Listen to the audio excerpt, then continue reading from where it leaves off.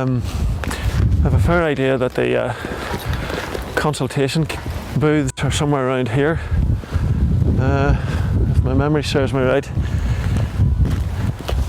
I think this appears to be the location.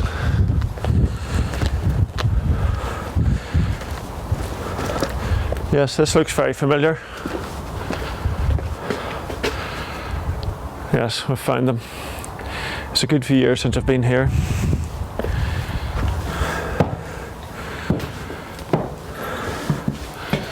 Yes, these are the former legal consultation booths in all their glory.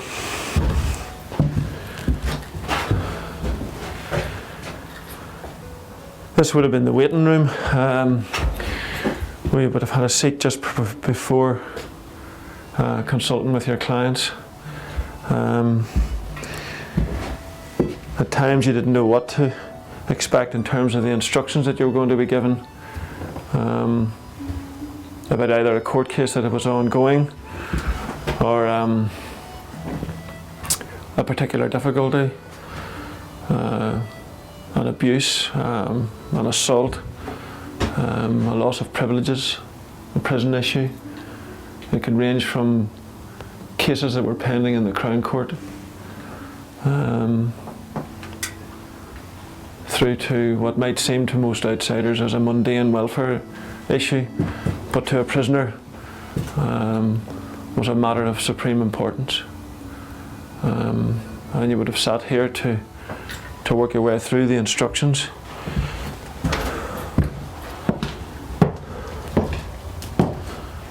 I remember sitting in this booth here. I think this is the first booth I sat in where I consulted with my first loyalist clients. Most of the people I would have seen here would have been from the Republican community, but I remember distinctly sitting here meeting my first loyalist clients, 3 of them, and taking instructions, acting for them. And what struck me at the time was the fact that this set of consultation booths was almost, in a sense, neutral territory. That is, you had prisoners from both sides of the community sitting, waiting to see their solicitor, and on occasion it would have been the same solicitor acting for both.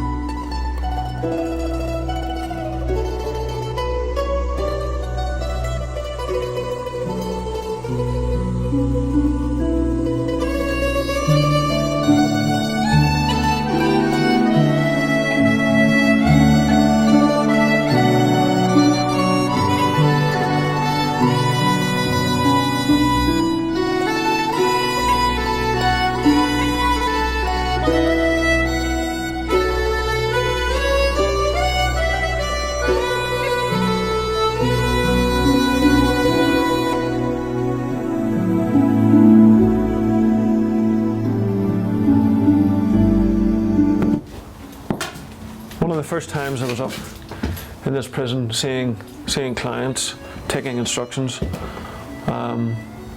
was to deal with the ongoing claim against the prison authorities in the Northern Ireland office in relation to the escape of 1983. There were still many unresolved issues in terms of the ongoing civil case that had still to be resolved by 1990, certainly the late 80s, 1990. And I think it might have been in this booth here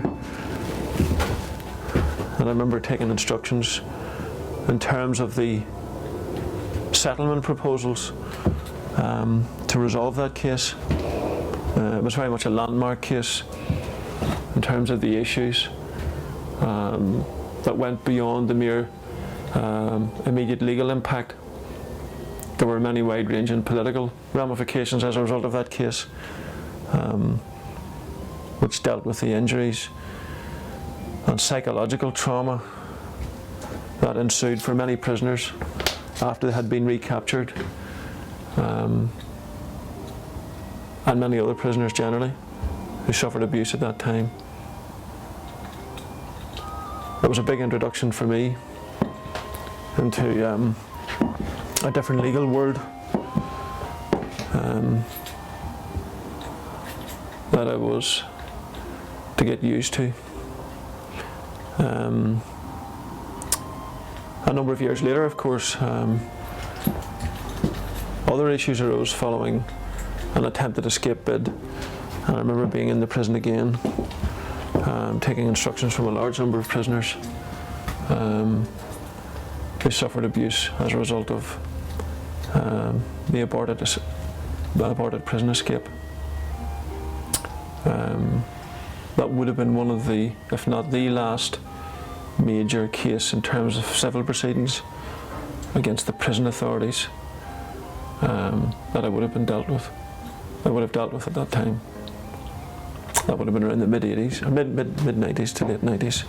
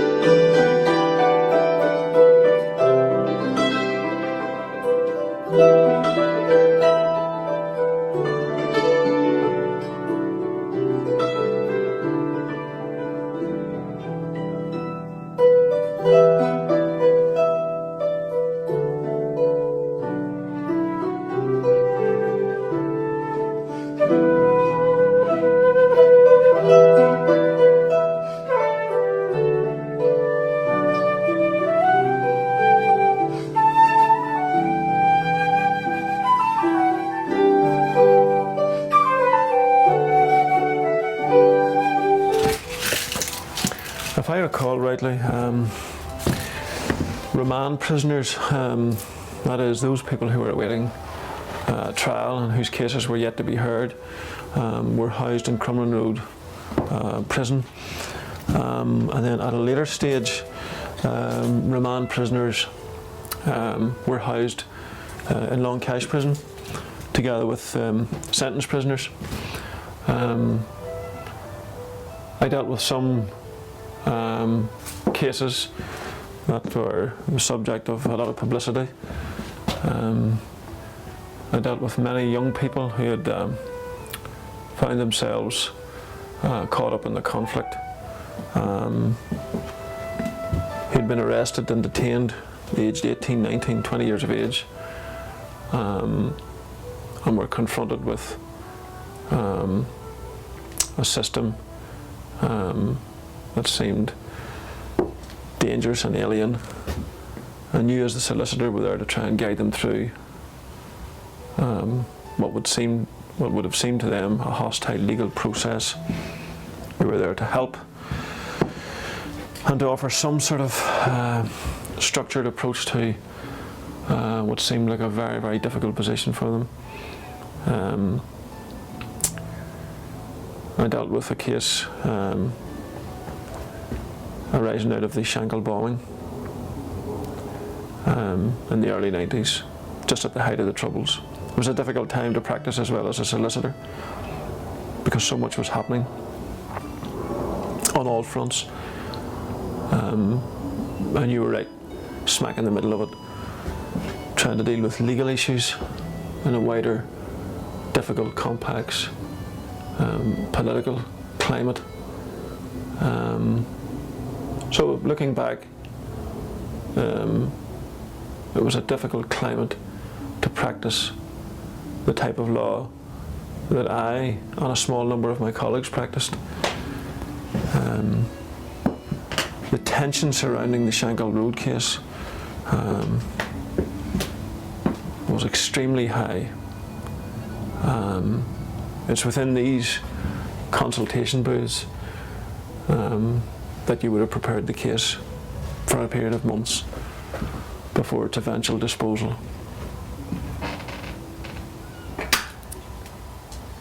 Not just that, but this is the location where you would have seen many of your clients to prepare their cases. People had different approaches to their cases. Many people displayed complete disinterest. Other prisoners were completely on top of their case, and in many respects were much better equipped than many lawyers to deal with the issues. Much more proficient in the issues facing them in their pending trials. They were extremely clued in about what was involved in developing a legal strategy to contest or deal with the case. You would have consulted in here with barristers, QCs and junior barristers, other colleagues. At times you were here by yourself, no one else about. At other times it would have been packed with lawyers and prisoners from both sides of the community. It's in here that I met Rosemary Nelson, I think, for the first time. She was in consulting one of her clients. And within a few years she was killed. But I remember in this booth here meeting with Rosemary to talk about one of her cases and exchange views about it. She practiced down in the country, I practiced in Belfast.